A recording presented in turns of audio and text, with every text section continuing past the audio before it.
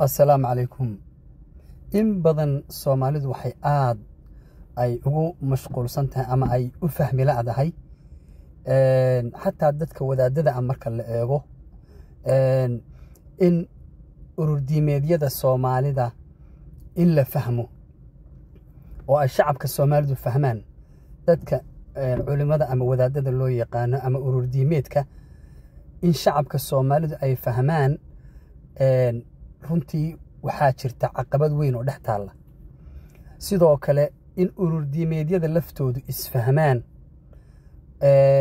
way adagkaatay oo isma fahmaan marka waxaan rabnaa in dadkeena ama wadaad ahaw ama shacab ahaw in bal aan faham guud isla eegno oo laga yaabo in dad badan oo culimo ah oo wadaada ahi ama dhalinyaro ahi in ay wadaadnimada ama diinta oo la fahmo ay moodayaan si ka duwan sida ay saxaabadii ahayd bal waxaan eegaynaa marka taariikh yar inta aynan dadka waaqica hadda taagan aynan ka hadlin bal dib waxaan u eegaynaa dadkii muslimiinta ahaa ee salaf saalix caqabaadka siyaasiga ah marka ay ku yimaadaan siday u xallin jireen waxyaabaha qaarna waa waxyaabo aayad quraan ah oo soo degtay ay cadeynayso xadiistii cadeynayso marka dawlad islaam ay jirto oo ay maamulkii iyo shariicadii fulinayso waxana waxa weeye dhacdooyinka bini aadamka ka dhaca dhexdooda ee mowqifyada dhacdooyinka ama abaaro ama siyaasad ama dagaal ama khilaaf ama yani faham darro dhex gashay muslimiinta sidii ay u xallin jireen tusaale yar baan soo qaadanaynaa xilligii nabiga sallallahu alayhi wasallam uu joogay wixii dhaca waxa uu ku dhici jiray daliil iyo nabigii oo taagan iyo waxyi soo degaya waxyaabaha qaar waxaa jiray dadku markay nabiga weydiiyaan sallallahu alayhi wasallam ay u yimaadaan ay weydiiyaan ay dadku uusan nabigu ka jawaabi jirin oo uu ka aamusi jiray ilaa ilaahay waxyi intuu ku soo dejiyo oo marka ilaahay u sheego waxyaabaha qaarna marka la weydiiyo markiiba uu ka jawaabi jiray oo aayadaha quraanka ay cilmiga ilaahay baray ayuu kala soo dhexbixi jiray nabiga sallallahu alayhi wasallam marka aayada quraanka ilaahay u leeyahay wama yantiqu anil hawa in huwa illa wahyun yuha micnaheedu waxa weeye nabiga marka su'aal la weydiiyo waxaasi ma xalaal ba waxaasi ma xaraam ba wuxuu eegi jiray aayadaha quraanka ah ee ilaahay u fahamsiiyay oo uu ku soo dejiyay ilaahay wuxuu siiyay sidoo kale jawaamicul kalim hadal yar oo kooban oo dadku ay wax ku fahmaan markaas oo aayadii quraanka ahayd ayuu ahadiis ka sameyn jiray markaas wuxuu oran jiray مثلا من يريد الله أن يهديه يشرح صدره للإسلام آيات قرآنك هذا النبي محيري من يريد الله أن يهديه يفقهه في الدين حد مدة آيات دا يحرسك إني ولا ليهين مركا أحاديث الرسول كا إيو قرآن كوا ولا علوي معناها حديث كاستوحو وفقسين يهي أقوان تا كتاب كقرآن كا أساسه مركا وما ينطق عن الهوى إن هو إلا وحي يوحى أو كن نقطة هذا بحالة داسي حالة بيهايد النبي صلى الله عليه وسلم مركي ومكة كيمي ومكة ومدينة يمي تطبع كن نولا نبي مركا وحول الله كل مي موقف سياسي والله كل مي وحول الله كل مي موقف أدق أو ضد دين كلا هايستو قار يهوديين قار waxyaabo kala aaminsan yihiin Christianity qaar muslimiin yihiin muslimiinta laftoodu qaar ay reer Madiina yihiin qaar ay Makka ka yimaadeen qaar ay gobollo kale oo wadamadaas oo soo muslimay oo maartay Makka ka baxsan ay ka soo jeedaan dadka faraha badan markay isugu yimaadeen magaaladii Madiina nabigu mowqif siyaasi oo qaatay oo ah dadkan in heshiis la dhex dhigo heshiis dawladnimo ah oo ay ku wada noolaadaan marka aayad quraanana muu soo qaadan amar isagu leeyahayna muu kordhigin laakiin waxaa lagu heshiiyey in magaalada nabad lagu wada noolaado, in cadowga la iska difaaco, inaan la isdilin oo qabaa'iladu aanay qabiil kale ku soo duulin. adigu qodobo heshiis oo wada noolaansho salkeedu uu yahay ayuu nabigu sallallahu alayhi wasallam heshiis ah oo la galay dadkii meesha deganaa oo qaar yuhuud yihiin. adigoo yuhuuda oo diintaada haysta oo meeshaas jooga inaad tahay qof muwaadin ah oo reer Madiina ah oo aan maalkaaga iyo naftaada iyo hantidaada iyo deegaanka degan tahay cidina aanay kugu qabsanayn. adiguna dadka aad amaan siisid, cadawna aadan cid u soo raacin, cidna aadan ku duulin dadka meesha degan, in la wada noolaado, diintooda ay xor yihiin. qofka muslimkeena diintii xor yahay, qof kastaana diintii hadduu qaadanay islaamka aan cid iska hortaagin, dadka ammaan bay kala heleen. taasoo kale waa dawladnimo weeye, waa mowqif siyaasi ah oo nabiga uu qaatay oo loo baahan yahay in lagaga daydo, oo ama dadka Soomaaliyeed ha noqdeen ama caalamka si loola noolaanay ha noqdeen, in dadka wadaadada la yiraahdo ama ururdiimeed noqo ama nin wadaado oo madax bannaan oo diinta Ilaahay intuu bartay dadkiisa ka mid ah noqo. waxaa loo baahan yahay in bulshadii meel ku wada nool siday u wada noolaan lahayd laga fikiro. haddii se qofku isla soo taaga mowqif ah ururdiimeedkayga ciddii aan ku jirin waan leynayaa haddaad go'aan ka qaadatid, dadka adduunka jooga ama Soomaaliya marka la eego percentage-ka ururdiimeedkaagu uu yahay iyo marka la isbarbar dhigo tirada dadka kale percentage aad u yar, nisba qaliilaad ka noqonaysaa. marka waxay noqonaysaa in tiro kooban oo dhowr kun oo qof ahoo ururdiimeedkaaga ah mooyaane dadka intiisii kale inay dhibaato ku noolaato oo ay kaa cabsato oo aad leysid dhaqaalahoodii noloshoodii. ama dawlad noqo ama ururdiimeed noqo ama اعتصام shabaab maxay tahay salafiya jadiida, magacyo badan bay leeyihiin maartay nimankan islaax suufiya waxa doonto ku magacow. haddaad tiraahdo anigu ururkayga mooyaan inta kale waan leynaya, dhibaato weyn baa marka adiga ururkaagii iyo dadkii kale ee Soomaaliyeedba dhibaata ayaa meeshii imanaysa. waxaan ka soo gudbi karaa marka xilligaas xilligii nabiga nool sallallahu alayhi wasallam waxaa jirtay xilli nabigi alayhi salaatu wasalaam uu dhintay. nabigu markuu dhintay ay naftu ka baxday waxay noqotay dhacdo cajiib ah. quraan soo degayo oo waxyi ma jiro markaa oo nabigi waa dhintay. maxay ahayd wax meel u yaalay oo muslimiintu u qornaayo nabigu hadduu dhinto saasa inoo ballanana ma jirin. nabigi markuu dhintay waxaa dhacday in qof waliba aragti uu qaato.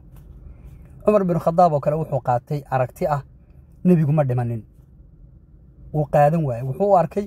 nabigu wuu dhintay in la yiraahdo inay nabigaba ceeb ku tahayba,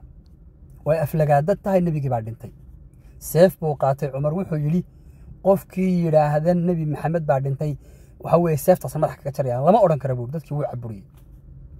laakiin ajiib waxa noqotay Abu Bakar oo markaa magaalada Madiina aan joogin oo magaalada tuulo ka baxsan oo dhul baadiye ah tuulo meel ku maqan banaanka ka ah Madiina ku maqnaa oo dana isaga u gaar ku maqnaa ayay oo ogaan nabiguna inuu xanuunsanayo alayhi salaatu wasalaam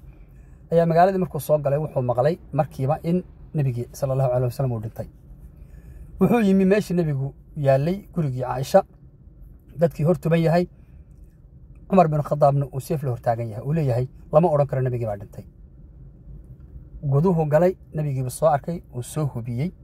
hubsiina hal baa la siistaa, wajigiisa marada ka qaaday uu dhunkaday. wuxuu yiri wax maxaa ka udgoon badan markii aad nooleed iyo hadda oo aad dhimatayba. dadkina way maqlayaan in Abu Bakar yiri uu dhintay. uu xaqiijiyay uu soo baxay banaanku uu soo baxay kadibna Umar iyo dadkii uu la hadlay. waa mowqif siyaasi ah oo u baahan in bulshadan la dejiyo oo laga dhaadhiciyo nabiga inuu dhintay sallallahu alayhi wasallam oo seeftan Umar uu dhigo oo la tashado ayaa loo baahan yahay. go'aan ayuu qaatay. wuxuu yiri nabi Maxamed ayad quraana marka uu soo qaatay Abu Bakar wuxuu la yiri ma kana Muhammadun illa rasulun qad khalad min qablihi ar-rusul afa imata aw qutila inqalabtum ala a'qabikum ومن ينقلب على عقبيه فلن يضر الله شيئا وسيجزي الله الشاكرين. هدين آيات مركي وآخري oo ka hadlaysa nebiga geeridiisa hadday dhacdo inuu yahay nebiyadii ilaahay soo diray ka mid ah oo nebiyadu ay dhiman jireen kanna uu dhiman karo maxay ahaydtay normal ay tahay oo bashar yahay oo uu dhiman karo abubakar markuu aayadda akhriyay cumar wuxuu yidhi waxaad moodaa aayaddaas inkastaan horey u maqli jiray markaa waxay igu noqotay in aan markii igu horreysay aayaddaa maqlay caqligaygaba kumay jirin inay hadda soo degtay oo kale ila ekaata cumarna dhaqankiisa muxuu ahaa kaana waqaafan wuxuu ahaa nin marka loo sheego daliil diini ah aan muran iyo gorgortan iyo xeeladaysi gelin buu ahaa waqaafan waa sidaa weeyaan halkaasuu ku hakiyey seeftii buu dhigay wuuna aqbalay nebigu inuu dhintay markuu aayadda akhriyay kadib abubakar wuxuu soo jeestay shacabkii ayuu wuxuu ku yidhi man kaana yacbudu muxamadan faina muxamadan qad maat waman kaana yacbud allaha faina allaha xayun laa yamuut war qofkii caabudaya nebi maxamed oo nebi maxamed waa dhintay qofkii ilaahay caabudayowna ilaahay waa nool yahay ilaahay caabudow muslim islaamkaaga iyo diintaada sii hayso sidaas ayuu mowqifkaas nebigii lagu aasay nebigii intii la aasayey dad baaba shir iska galayba dadkii reer madiine ahaa oo madax dhaqameedkoodii iyo qabaa'ilkii deganaa ayaa intay shir galeen waxay yidhaahdeen nebigii aynu soo dhoweynay ee inoo yimi waa dhintay inaguna reer madiinaynu nahay waa inaan marka dowladdii iyo dee aan ka tashanno haddaynu reer madiina nahay halka reer maka oo qurayshtii iyo nimankii nebiga la qolada ahaa ay aaskii ku maqan yihiin iyagoo shirayaa la arkayba meeshii buuq baa ka dhashay ansaar iyo muhaajiriin baa loo kala baxay arrintaasi aayad qur-aanana ma hayaan markaas oo ah hebel baa leh way jiraan calaamado abubakar baa tujiyey nebigu markii uu maaragtay xanuunsanayay iyo howlaha laakiin mowqif siyaasiya oo cad baa is hortaagay saxaabadii waxay is soo taageen marka nimankii reer madiina annagu waanu idin soo dhoweyn haddaa muhaajiriin iyo reer quraysh iyo reer maka tihiin magaaladana annagaa degan nebigii aanu soo dhoweynana waa dhintay talada annagaa iska leh annaga ayaa soo sheegayna ninka madaxweyne ka noqonaya meeshan amiirulmu'miniin ka noqonaya iyo maya oo muhaajiriintii oo yidhi quraysh buu ahaa maadaama uu quraysh ahaa annaguna aanu quraysh nahay xukunka quraysh baa leh madaxnimada amiirulmu'miniinka idinkuna wasiiradayadii baad noqonaysaan arrintaas baa laysugu maandhaafay ugu dambayntiina markii dambe mowqif siyaasi weeye mowqifkaasi marka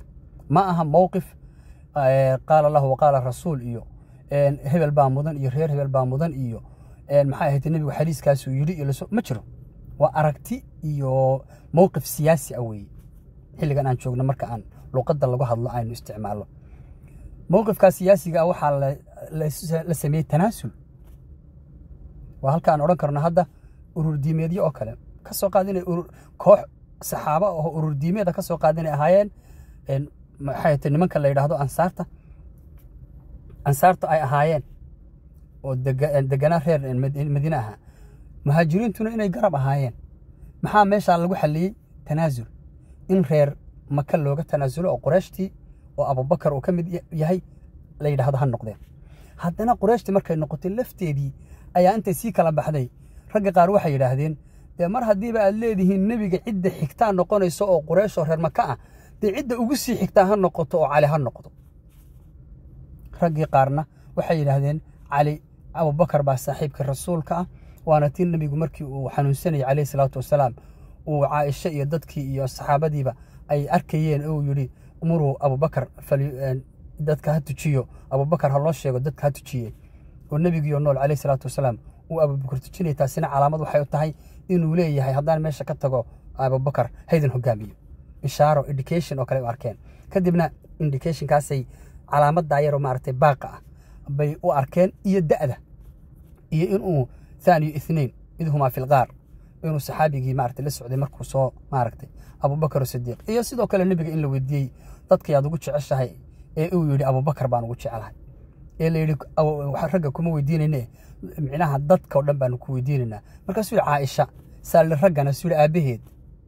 baan ugu jeclaa abubakar baan ugu jeclaa uu yidhi marka waxaa la sheegay inuu jacaylka adigu waxyaabahaas oo dhan oo la isu geeyey iyo isagoo abubakar ahaan nin dulqaad badan oo maaragtay aad u dulqaad badan haddana dulqaadkiisaasi uu lahaa qof mowqif adag ma aha micnaha mowqif adeegu ma aha keligii taliya inuu yahay laakiin wuxuu markuu u caddaado faa'iida cazamta fatawakal cala allah buu yaqaan gadaalla waan idiin sheegi doonaa oo yacni qaybta soo socota ayaynu ku tilmaami doonaa abubakar markii la doortay mowqifkaasi waa mowqif siyaasi marka ee lagu doortay abubakar ansaar iyo muhaajiriin ay isu tanaasuleen khilaafaadkaas shirkaa dhex maray howlahaasoo dhan marka dadka wadaadada ahee hadda jooga waxaa loo baahan yahay in mowqifyo noocaas oo kale oo tanaasula ayaa mowqifyada siyaasiga ee dowladnimada iyo hogaaminta iyo isu tanaasulka iyo ismaqalka iyo in bulshadu ay badbaado mowqifyada siyaasiga tanaasul noocaas oo kale looga baahan yahay ee loogama baahna maartay isridin iyo maxay ahayd fataawa iyo macna fiqi hebel iyo yani loolan iyo muran diintu ma u baahna waxay u baahan tahay in dadka khamsi kulliyaadkooda loo ilaaliyo abubakar markii la doortay lafteeda mowqif kale oo siyaasi ah ayaa soo wajahay mowqifka kale ee siyaasiga soo wajahay wuxuu ahaa dad fara badan oo ka mida dadkii muslimiinta ahaa oo qabaa'ilkii tuulooyinka iyo magaalooyinka deganaa ayaa diiday in ay noqdaan muslimiin waxay dhahaan anagu islaamka salaadana waa tukanaynaa waana soomaynaa muslimiinna waa ahaanaynaa laakiin caamuriddaa loo yaqaanaa sanadkii diinta laga baxay qabaa'ilo dhan baa waxay dhaheen sakada ma bixinayno nebi maxamed baanu siin jirnay calayhi salaatu wasalaam wuu dhintay annaga dee qof caadi ahoo qabaa'ilada ka midi baad nagama qaadayo annaguba reer hebel baanu nahay reerna reer baad kama qaadayna kala kaxeeya diintana nin walba dhinacaaga kaga jira abubakar wuxuu yidhi mada waad bixinaysaan diinta nebi maxamed calayhi salaatu wasalaam siduu inoogu keenay bay ahaanaysaa inta aanu annagu joogno ma aqbali karro annagoo taladii hayna in diintii ay la naaqusiyo saxaabadii oo cumar iyo rag badani waxa weeye way ku adkayd inay qof tukanayo laa ilaaha ila allah leh ay la dagaalamaan way ku adkaatay laakiin abubakar mowqif buu qaatay wuxuu yidhi wallaahi low manacuunii ciqaalan kaanuu yu'adduunahu ilaa rasuulillaahi la qaataltahum wallaahi buu yidhi haddii ay dhagaati ay nebi maxamed siin jireen ii diidaan yacni iska dhaafinaysa ka diidaane waan kula dagaalamayaa ilaa diinta ay ugu soo laabato sida ay ahayd sakada iyo salaada labadaba wa aqiimu salaata wa aatu zakaata baa la ilaahay yidhi qof saka iyo salaad kala kaxeeyo midna qaatay midna ka tegay anigu ma aqbalaya buu diin dhammaystiran baan doonayaa ayanqusu diinu wa ana xay ma aqbali kara buu seeftuna ka asbay wuu la dagaalama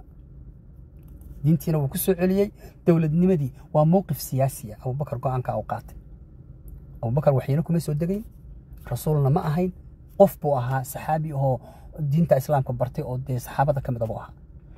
mowqifka uu qaatay wuxuu badbaadiyey diintii islaamka haddii uusan mowqifka qaadan lahayn dowladnimada islaamka nabi maxamed kadib caga iskumay taagteen ninkii doonaa ka bixi lahaa waa la iska kala dareeri lahaa mowqifkaasi markuu sidaa ahaa waxaa jiray sidoo kale mowqifyo muslime kadaab iyo rag baa soo baxay nebiya sheeganaya oo yidhi annaguba nebi baanu nahay oo xilligii nebi maxamed bay soo baxeen markii dambena wayba sii jireen oo isagoo sii jiray markii dambe waa lala dagaalamay iyaga laftooda oo mowqif siyaasi isagu ahaa abubakar markii abubakar dhintay doorashadii la dooranayay cumar ku dhadu mowqif siyaasi soo wajahay bay ahayd waadna ogtihiin sida maaragtay buuqi ka dhashay iyo sida la isu riixay laakiin ugu dambeyntii cumar baa noqday haddana cumar markuu dhintay mowqif siyaasi oo kale ayaa soo wajahay inkasta oo abaara dhacayeen hadda xilliga cumar hayo kale dhibaatooyin badan baa dhacay abaaraa dhacay oo mowqifyo siyaasi oo maaragtay uu qaatay ahaa sidii dadka loo badbaadiyaa dagaalaa dhacay oo waa ogtihiin oo dagaaladii ka dhacayay maaragtay hareeraha oo diinta la faafinayay oo xilligii cumar waa ogtihiin maaragtay ciraaq iyo dhulkaas oo dhan la gaadhay furus iyo ruum iyo adduun dagaalo badan baa dhacay diinta islaamka iyo dhulkiiba waa faafay haddana mowqifyadaasi waxay ahayn mowqifyo siyaasi ah wuuna qaadanayay waana hirgelayeen wadaadadu waxaa loo baahaya marka diinta islaamku mowqifyo siyaasiyay leedahay oo ummadda naftooda iyo maalkooda iyo diintooda iyo cirdigooda lagu ilaalinayo haddii aad tidhaahay kutubtii baan akhrinayaa oo dadkan diinta islaamka u sheegaya laakiin naftoodii iyo maalkoodii iyo cirdigoodii iyo wixiiba waa baaba'ayaan xataa diintii bay ka baxayaan oo way qaxayaan oo wadamada reer galbeedka iyo qurbaha ay tegayaan caruurtii baa gaaloobayso oo dadkii baa tahriibayo badihii baa la degayo oo qabaa'ilkii baa isdilayo oo gaaladii baa ciidamo wadankii keensanayso oo wadankii meel walba waa la baabi'inayaa haddana maxay ahayd kitaabun baan marinaya waxaan leeyahay salafiya jadiida iyo ictisaam baa isjawaabaya shabaabka ma ogolin iyo maxay ahayd suufiya waa gaala iyo ma ogolin iyo waa murtad iyo waa khawaarij iyo murankaasaan ku jiraya ummadii oo dhanna waa baaba'day marka mowqif siyaasi lagaga baahan yahay lagagama baahan fataawa iyo yani raddi yani su'aal iyo maaragtay jawaab iyo marka runtii mowqifkaasi mowqif cajiiba buu ahaa waxaad la yaabaysaa mawaaqifta dambe ee dadka muslimiinta ay soo wajaheen ee ay xaliyeen waxaa ka mid ah markii uu dhintay Umar Uthman waa la doortay waa ogtihiin iyada lafteeda nimanka wadaadada ah iyo dadka kutubta islaamka akhristaan way ogyihiin doorashooyinka iyo dhacdooyinka iyo mawaaqifta iyo khilaafaadka mar raba in aan waqti badan ku lumina waa ogtihiin mowqif siyaasi ah go'aan bay qaateen Uthman laftiisa xilligii uu joogay dhibaato weyn baa dhacday oo waa ogtihiin Uthman dood badan ayaa dhacday oo nimanka khawaarij markay soo baxeen weeye oo doodo badan baa dhacay oo waa ogtihiin Ali bin Abi Talib iyo yani mawaaqiftii dhacday waad arkayseen khawaarijta heer waxaa la gaadhay intay Masar ka soo baxaan oo ay yimaadaan meeshii uu joogay amiirul mu'miniin Uthman bin Affan in ay damcaan in ay dilaan laakiin Uthman mowqif dabicsan buu qaatay oo mowqifka Uthman waxaa ka fiicnaa mowqifkii uu Abu Bakar qaatay caamul ridda Abu Bakar wuxuu qaatay in haddii zakada la diido midnimada iyo dawladnimada soo ilaaliyo uusan aqbalin oo uu difaaco oo uu la dagaalamo dadkii diintan ka baxayna oo uu jilbaha dhulka ugu dhuftay dawladnimadii salka u dhigay ilaa ay markaa noqoto in Umar ka dhaxlo Uthman ka dhaxlo dawladnimadii ay sii socoto laakiin Uthman muxuu qaatay wuxuu yiri anigu dad muslimiin daraada isu leyn maayaan faruu ka laabtay heer waxaa la gaaray ciidankii isaga ilaalinayay ay yiraahdaan oo ku difaacayna oo waa la dagaalamayna nimanka khawaarijta ee ilaa Masar iyo meel kasta iska soo urursaday wuxuu yiri hal dagaalamina faraha ka qaada haday rabaan hay dileen gurigiisa intay ugu soo galeen bay waliba si xun u dileen oo xaaskiisa iyo caruurtiisa iyo araka isagoo sooman oo kitaab quraani ag yaallo intay dileen dhigiisa kitaabka kordaatay hatta naftiisa difaaci kari waay iska dhaaf inuu qaato mowqif adag oo uu muslimiinta ku badbaadinayay dawladnimada waa mowqif siyaasi oo yani jilicsan buu qaatay laakiin Abu Bakar muxuu qaatay موقف سياسي هو دولة نمدس إلالين إيو يعني أخف الدرارين هو دبعتها هذا دعيسة إيو دعي تهدي دولة بربورتو إن دولة هذا بربورتو دبك دعية وكوين يهي إن قبائل كيرر لدى قالمو أيو سنين عدقايونا قلي هلك عثمان وكفكري هدي أديقا اللي قدلو قف بعتها أديقو آخرة هذا إلى شو هدى قالك هقلنا قبنا عسو فكري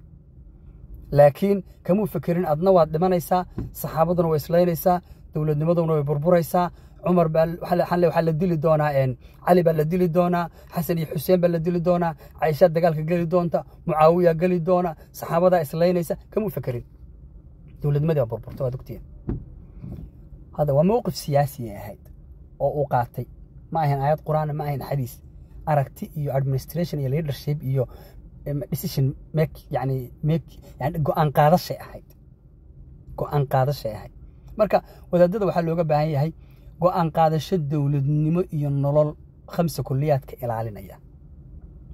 laakiin ma ah diintu kutub masaajidda laga akhriyo iyo urur diimeedyo isradinaya oo maaragtay wadankii fawdo bulshadii ay maaragtay baaba'day oo aan cidiba ka fikirayn waxaan bulshada ku dhacay taariibka qabaa'ilada istilaya dawlad la'aanta gaaladan wadankii soo galaysa wadanka resourcekiisa lala soo baxaynin gaajada jirta cudurrada taran yaraanta cudurrada haweenka maartay umul raacaya caafimaad darrada biyo la'aanta yani dhibaatooyinkan jira ee dalkii faraha ka sii baxayo maxad ma dawaadadu inaan xil weyn iska saareen oo ay maartay wadaadku inuu wadaad kale u radiyo urur diimeedkiisa iyo ganacsiga iyo inta yar la ilaaliyo iyo waxa yar ee localka ah waxaasina aakhirana anfac male adduunkana qooma way ku dambeynaysaa wax dadkaaga oo dhibaataysan baad ku dhex nooshaa waxa way ilaahna way idin weydiinayaan marka runtii mowqifyo fara badan ayaa hadda waxaad arkaysaa khilaafada muslimiinta dadku waxay ka dhigaan in dhalinyaro badan oo diinta fahamsan waxay u fahamsan yihiin dad muslimiin oo tukanayo oo qof waliba oo qofka kale maaragtay xukunka uu diidayo isku riixayaan way isku dagaali jireen way iskhilaafi jireen laakiin way xallin jireen dagaal badan baan soo dhaxmaray laakiin mowqifyo siyaasi oo adag bay qaadan jireen si ay dadka u badbaadiyaan dawladnimadan u socoto waa ogtihiin cabaasiyiintii iyo umawiyiintii oo kale dagaaladii dhaxmaray waa caan waad ogtihiin cabaasiyiintii iyo umawiyiintii dagaaladii ka dhacay waad ogtihiin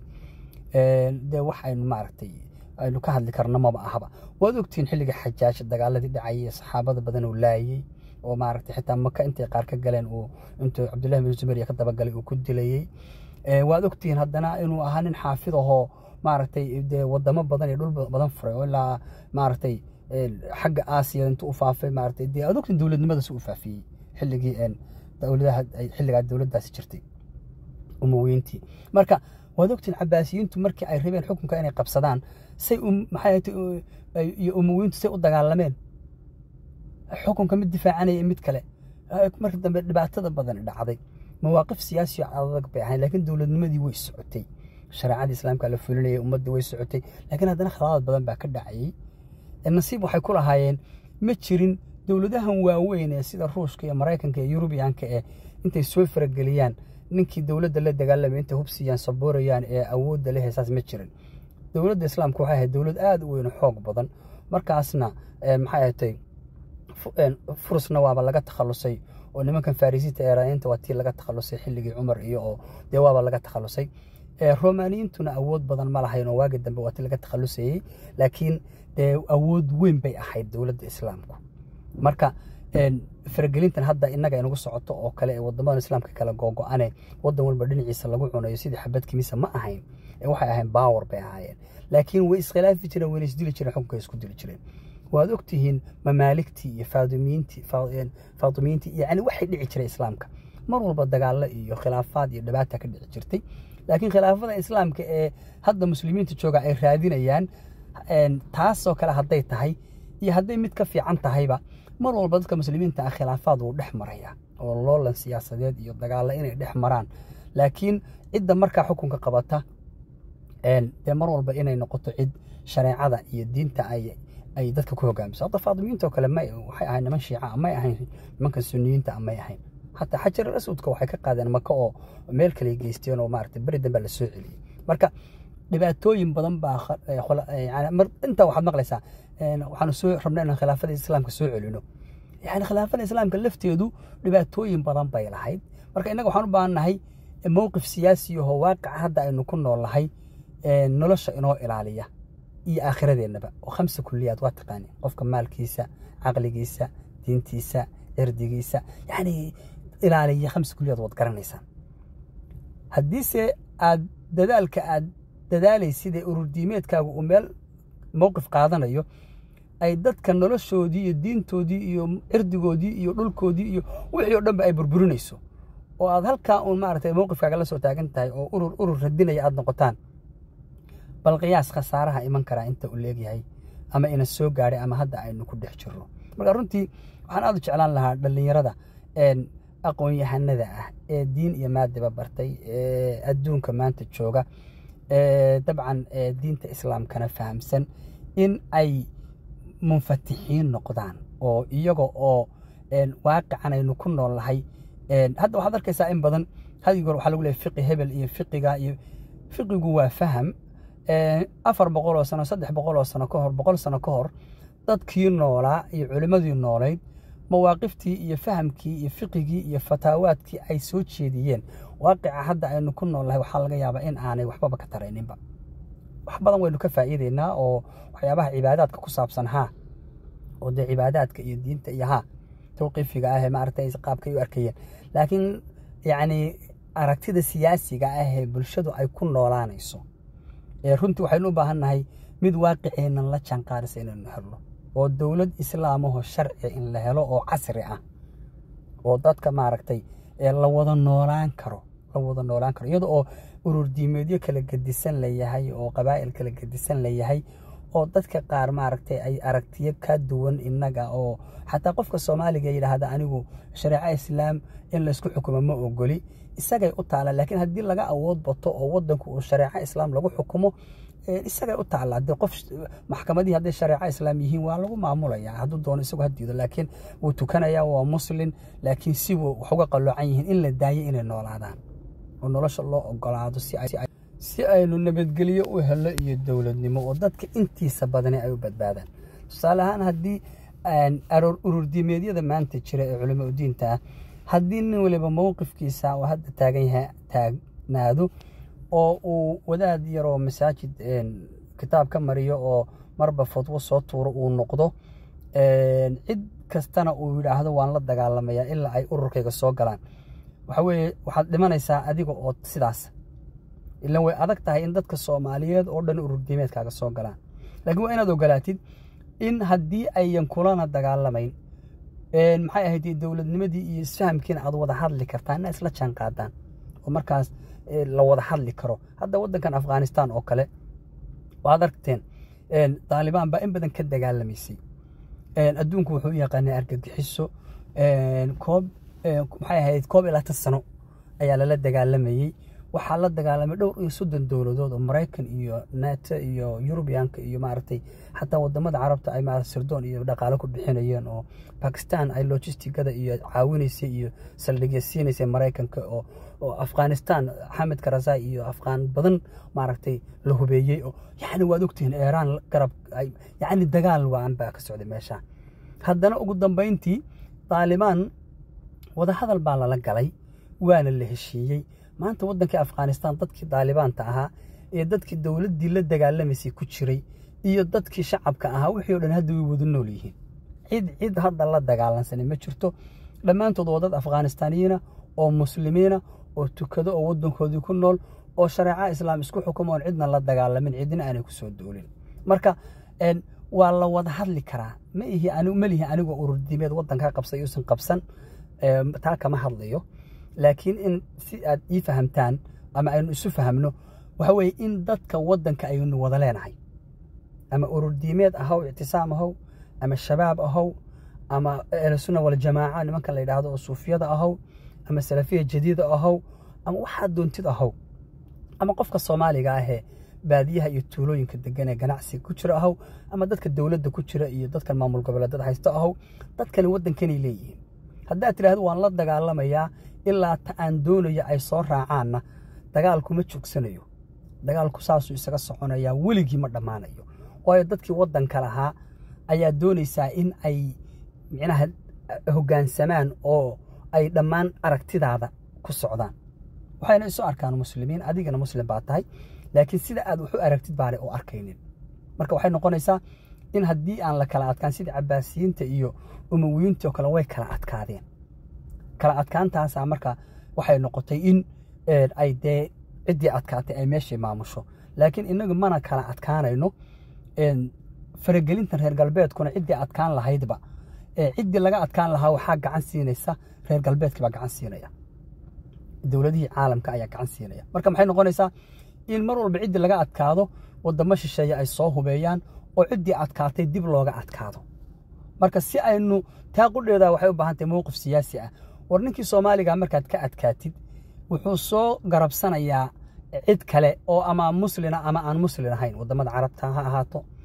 Qatar bayso Sacuudiga iyo Imaaraadka iyo reer galbeedka European Unionka Mareykan Ruush wadamo Ethiopia Kenya adduun baa soo siinaya taageero kadibna waxa way qofkii isagoo la soo maartay hubeeyay buu dib u soo dagaalamaya marka dagaalkan inteen leeg buu soconaya haddaad urur diimeed tahay oo meeshii qabsata xataa laguma deynayo waxa weeye cilmaaniyad iyo reer galbeed marka waxaynu u baahnay mowqif siyaasi ah oo isu keenaya qofkii Soomaaliga ah ee wadaadka kii aan wadaadka ahayn kii siyaasiga ahaa kii maartay fikirka maxay ahayd kaas horjeeda aaminsana urur diimeedyadii dhammaan mowqif siyaasi ah u baahannahay wassalaamu calaykum